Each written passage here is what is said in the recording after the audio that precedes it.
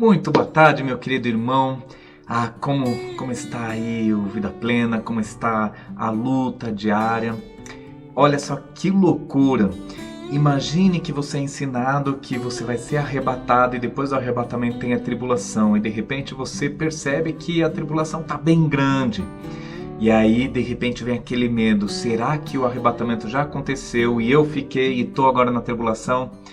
Pode parecer loucura, mas esse era o pensamento da igreja de Tessalônica.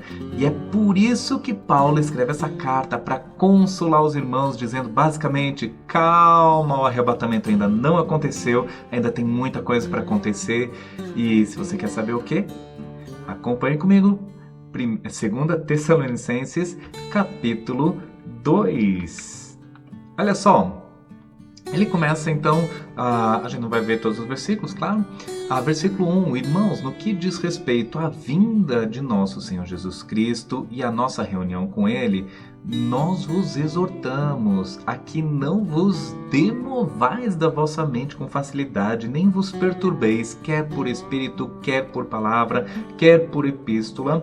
E agora, olha lá, como se procedesse de nós, supondo o quê? Supondo que tenha chegado o dia do Senhor, ou seja, o dia do Senhor não chegou. E não se perturbem, mesmo que for algum espírito que tenha falado isso, mesmo que foi alguma palavra, mesmo se foi alguma epístola, tá bom? O dia do Senhor, ele não chegou. Voltando no versículo 1, ele diz sobre a vinda do Senhor Jesus e a nossa reunião com Ele. Parece que ele está falando de dois eventos separados aqui, mas na verdade é o mesmo evento com várias partes, e aqui ele está mostrando duas partes: a vinda do Senhor Jesus e o arrebatamento. Com relação a essas coisas, então existe uma exortação. Veja que nós estamos falando de vinda de Jesus e arrebatamento, o encontro do cristão com Cristo nas nuvens. É muito importante a gente entender esse contexto para não confundir ali na frente, tá bom? Arrebatamento, encontro com Cristo nas nuvens. Versículo 3, ninguém de nenhum modo vos engane, porque isso não acontecerá sem que primeiro venha a apostasia. Vamos dar uma ênfase aqui nesse artigo aqui, que ele é muito importante. E seja revelado o homem da iniquidade. O homem da iniquidade, eu vou adiantando, estamos falando aqui do anticristo, né? O filho da perdição. Eles, né, no versículo 4 diz, se opõe, se levanta contra tudo que se chama Deus ou é objeto de culto, a ponto de assentar-se no santuário de Deus, ostentando-se como se fosse o próprio Deus. Então, esse camarada aqui, ele vai vir junto com a apostasia, tá bom? E o que ele está querendo dizer, o que Paulo está querendo dizer, é que o dia do Senhor, ou a grande tribulação, só vai acontecer depois que vier a apostasia e vier o anticristo, tá bom? Então, preste atenção, a grande tribulação só vai acontecer quando for revelado o anticristo e vier essa apostasia. Por que eu dei uma ênfase nesse artigo aqui? Porque ele não está falando de uma apostasia, ele está falando de a apostasia. Isso faz muita diferença, porque quando eu falo uma árvore, você pode imaginar qualquer árvore, mas quando eu falo a árvore, você vai pensar, puxa, é uma árvore específica e deve ser uma árvore vistosa, grande, uma árvore importante pelo menos, a árvore. Pois bem, a apostasia, sem dúvida, é um momento na história que é muito importante. Poucos estudiosos têm sugerido que essa apostasia é o arrebatamento da igreja, é o momento que a igreja é separada desse mundo.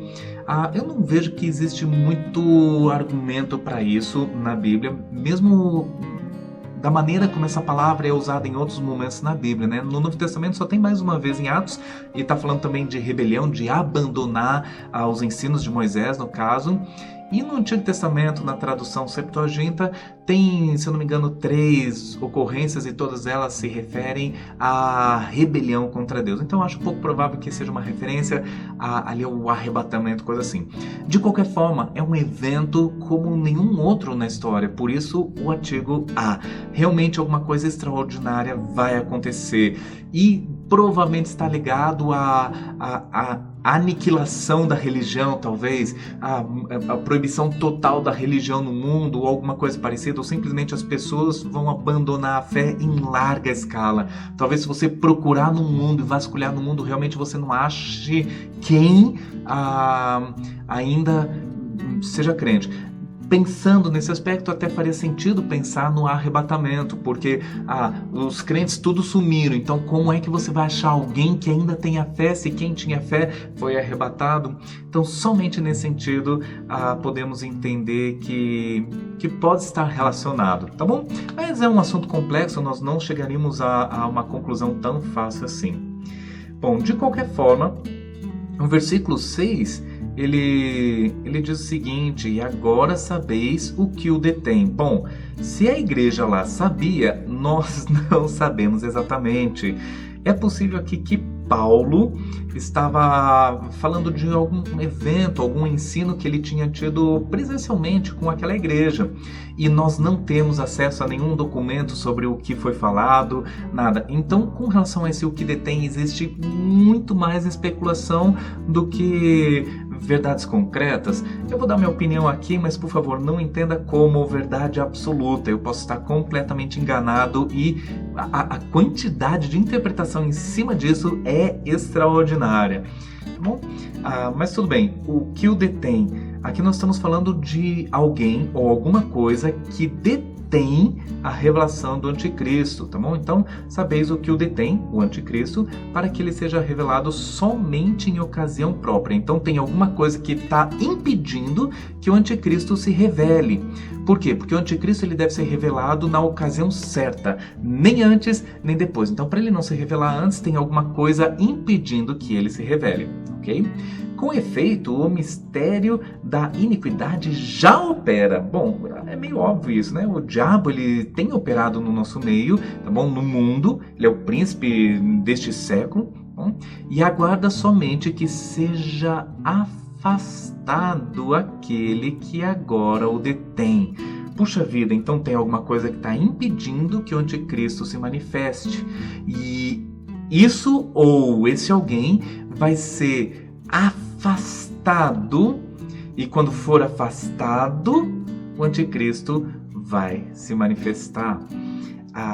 Bom, antes de irmos para frente, vamos tentar conversar um pouquinho sobre o que o detém. Existem algumas possibilidades. Alguns sugerem que é algum tipo de governo, outros sugerem que possa ser a igreja. Já digo que a igreja é bem improvável porque o verbo no grego está, no primeiro momento ele está no neutro, depois ele vai aparecer no masculino, tá bom? Então ele se reveza ali. Por isso que a gente não tem nem certeza se é pessoa, se é alguma coisa. Então a igreja é bem pouco provável. E algumas pessoas têm sugerido que é a pregação do evangelho que está impedindo, e quando a pregação do evangelho cessar, então o anticristo vai se manifestar. O problema com essas teorias, bem dizer, é que todas essas teorias nós estamos falando que o ser humano ele é capaz de impedir a ação do diabo.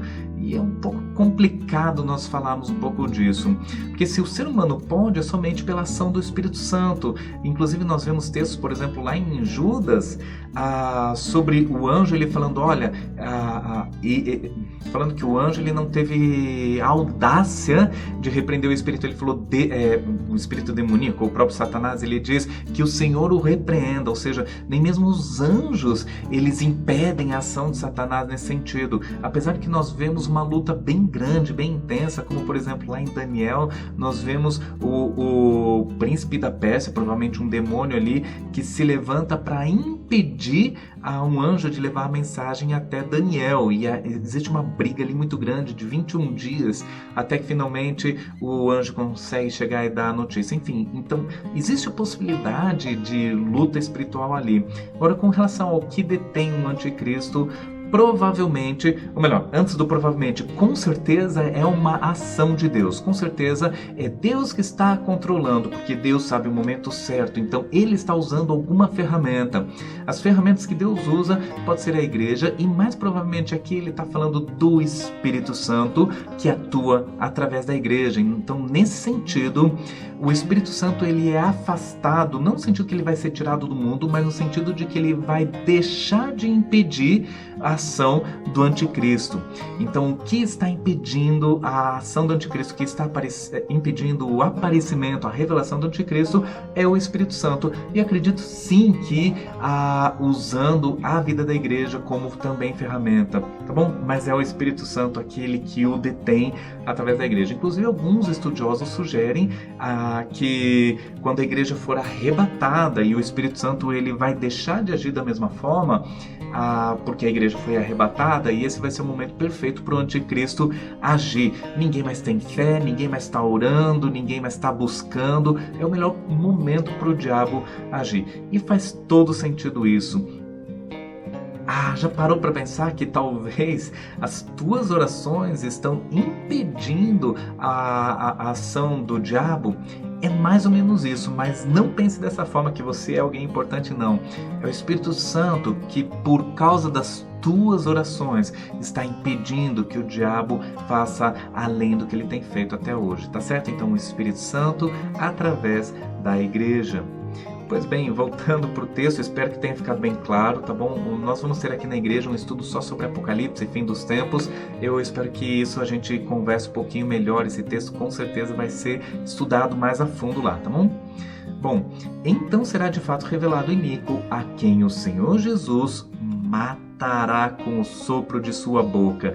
Depois que o anticristo trabalhar o tempo determinado para ele, o próprio Jesus vai matar ele e vai mandar ele então lá para o lago de fogo. O anticristo e o falso profeta vão ser os primeiros a serem lançados no lago de fogo, o lago eterno, tá bom? O versículo continua dizendo: e o destruirá pela manifestação de sua vinda. Olha só que extraordinário, porque ele está falando da vinda aqui, ou seja, o anticristo ele vai ser destruído pela manifestação da vinda de Cristo. Mas aqui em cima nós falamos sobre a vinda de Cristo, tá bom? E parece que nós estamos falando de dois momentos diferentes. Nós estamos falando, por exemplo, da nossa reunião com Ele, tá bom? E a vinda de Jesus até o céu. E aqui embaixo, no versículo 8, nós estamos falando de uma vinda que vem até a terra, tá bom? Onde Cristo, de fato, vai acabar com a grande tribulação e vai começar o seu reino milenar. Versículo 9. Ora, o aparecimento do iníquo é segundo a eficácia de Satanás. E olha só, ele vai ter todo o poder, ele vai ter sinais, ele vai ter prodígios da mentira e com todo engano de injustiça aos que perecem, porque não acolheram o amor da verdade para serem salvos. Em outras palavras, o anticristo, ele vai ter muito poder, ele vai fazer sinais e vai fazer maravilhas, e muitas pessoas serão enganadas por ele, porque afinal de contas ele terá poder. Poder de quem? Poder de Satanás. O versículo 7, se você for observar o versículo 7, ele diz: com efeito, o mistério da iniquidade já opera. Tá? Então, o diabo ele já tem operado nos dias de hoje e ele já tem enganado muitas pessoas, inclusive com poder, sinais e prodígios de mentira. E quem são enganados? Aqueles que não acolheram o amor da verdade para serem salvos. Muitas pessoas estão sendo enganadas e você pode observar como é famoso, como são famosas as histórias de tal morto que está respondendo às suas rezas e negócio, sabe, essas coisas místicas. O que é isso? É o diabo enganando com o poder da mentira. Para quê? Para que as pessoas não abracem o amor da verdade, para que as pessoas não sejam salvas. Portanto, a palavra de Deus ela é crucial para nós sermos consolados e não nos desesperarmos naquilo que está acontecendo nos dias de hoje. Então, se, meu irmão, você está desesperado aí, se você vai ver, se não vai ver, essas palavras elas foram escritas com o objetivo de trazer a consolo. E eu espero que você seja consolado por essas palavras. Por quê? Porque nós seremos arrebatados antes da grande tribulação. Como nós vimos no final de 1 Tessalonicenses, nós não somos destinados para a ira. Isso é extraordinário, porque mostra misericórdia, o amor e a graça de Deus para com nossas vidas. Portanto, seja consolado com essas palavras. Viva na tranquilidade e felicidade da obra de Deus nas nossas vidas. E nunca abandone a palavra, porque é através da palavra é que nós sabemos a verdade e isso é que pode nos consolar. Portanto, que Deus abençoe muito a tua vida e não deixe de estudar a palavra de Deus. Amém? Que Deus abençoe.